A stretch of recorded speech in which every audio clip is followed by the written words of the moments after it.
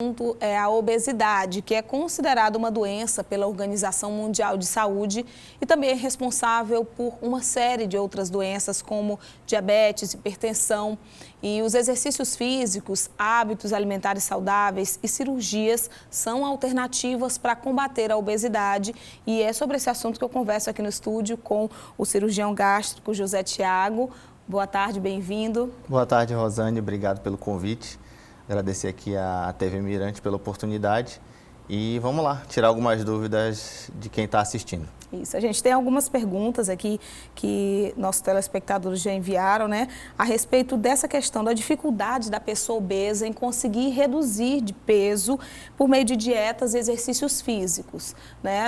Tem muita gente tentando, quando já atinge um peso, uma situação de obesidade, às vezes grau 2, 3, e ela não consegue reduzir como queria. Por que isso acontece? Na prática, quando a gente vai analisar a obesidade, como você mesmo falou, a obesidade é uma doença. E ela tem 3 características básicas, né? Ela é uma doença crônica, ou seja, ela não tem cura. 2, ela é uma doença multifatorial, ela depende de vários fatores e ela é recidivante. Então, o paciente que não faz o acompanhamento adequado, ele pode ter o retorno da obesidade. Então, quando a gente pensa ela como uma doença multifatorial, ela tem características de dieta, sedentarismo, genética e, às vezes, até quadros de ansiedade. Quando você junta tudo isso, se você não tem um tratamento completo, você faz com que esse paciente tanto tenha dificuldade de perder, quanto aqueles que perderam tenham facilidade de ganhar. Então, para quadros mais graves de obesidade, como você falou, grau 2 e grau 3, a gente costuma lançar mão de um tratamento mais eficiente, que no caso é a cirurgia bariátrica. O senhor é cirurgião bariátrico, né? Cirurgião gástrico, na verdade, faz essa cirurgia bariátrica que tem as indicações específicas, como o senhor falou. Qual seria o grau 2 e 3, para as pessoas saberem, né? Sei que tem essa medição, que isso é feito com acompanhamento médico, mas quem está em casa, por que para esse tipo de pessoa a cirurgia é o mais indicado? O parâmetro que a gente utiliza de forma mais eficiente se chama IMC, que é Índice de Massa Corporal. Esse índice de massa corporal é o peso dividido pela altura ao quadrado, e aí você vai ter um número, que é o fator que a gente leva para definir se o paciente tem indicação de cirurgia ou não, sendo ele obesidade grau 2 ou grau 3. Se ele tem um IMC acima de 40, a gente considera ele obesidade grau 3 e ele já tem indicação direta de ir para a cirurgia bariátrica, ou se ele é um paciente obesidade grau 2, que é o IMC de 35 a 39,9, com uma doença provocada pelo peso, que pode ser hipertensão, diabetes, colesterol, glicerídeos, gordura no fígado, entre outras doenças, ele também tem indicação de ir para cirurgia bariátrica. Então, o parâmetro mais indicado é o cálculo desse IMC, que é algo meio técnico, mas quem está em casa pode pesquisar na internet e vai achar dados objetivos de como calcular seu IMC. Agora, tem restrição em relação à idade da pessoa? Esse é um tema muito importante, né? Pelo Ministério da Saúde, até o ano passado, o parâmetro que nós tínhamos é a idade de 16 a 65 anos. Né? Então, extremos de idade estavam fora da indicação de cirurgia bariátrica. Porém, dado o crescimento dessa doença no mundo, já tem dados de fora do Brasil estimulando a cirurgia em menores de 16 anos e maiores de 65 anos, desde que acompanhados por uma equipe multidisciplinar. O que eu estou querendo dizer?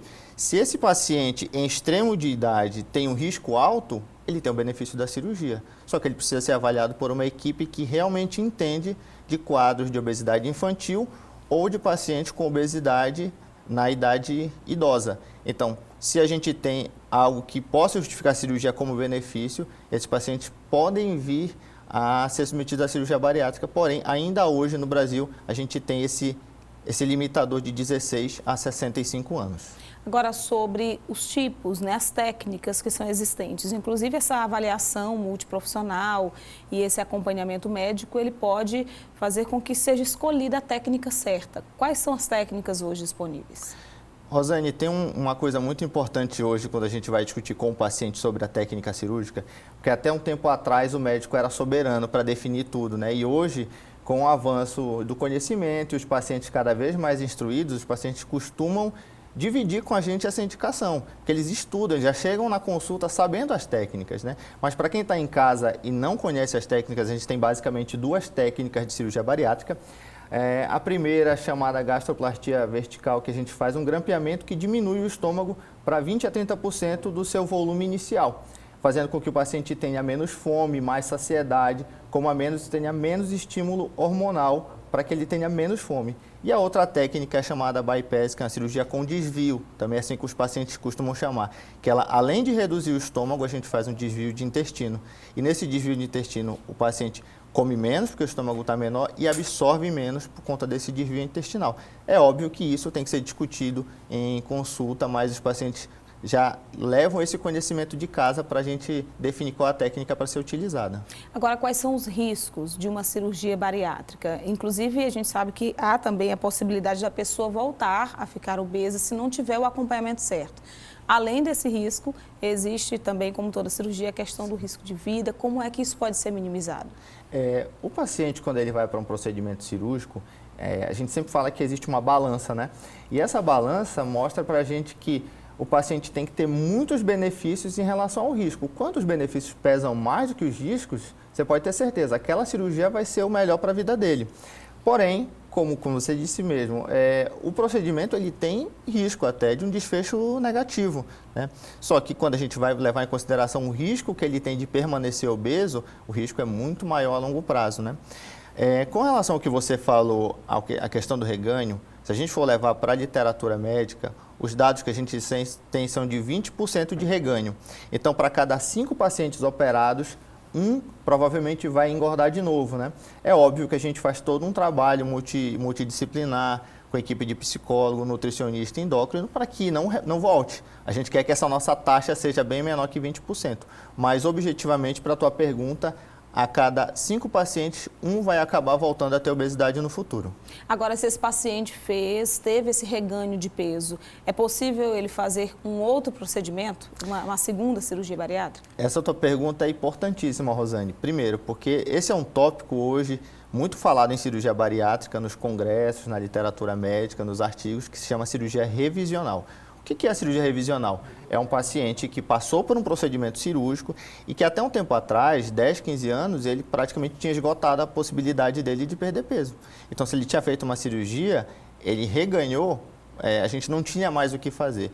E hoje nós temos técnicas para pacientes que operaram no passado para fazer uma revisão dessa cirurgia. Essa revisão seria uma melhora da técnica, né? De forma que ele tenha uma nova oportunidade de perder peso. Lembrando que a gente falou no começo, a obesidade é uma doença crônica. Então, se ela é uma doença crônica, ela não tem cura. Então, a gente não pode simplesmente não dar outra oportunidade para o paciente, pensando que ele vai ter isso para o resto da vida. E se ela volta, a gente tem que dar uma chance a mais para ele perder peso novamente. A cirurgia, então, é um tratamento constante, né, dessa doença.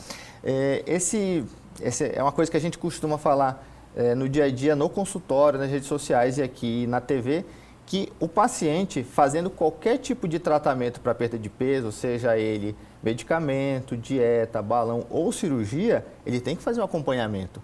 Na prática, como você não vai ficar livre disso, o acompanhamento é constante, é para o resto da vida, com toda a equipe. Então, se o paciente faz isso, a gente garante com quase 100% de certeza que ele não vai voltar, desde que ele fique firme com a equipe dele. Então tá certo, obrigada. Eu conversei com o Dr. José Tiago, que é cirurgião gástrico. Obrigado pela sua participação.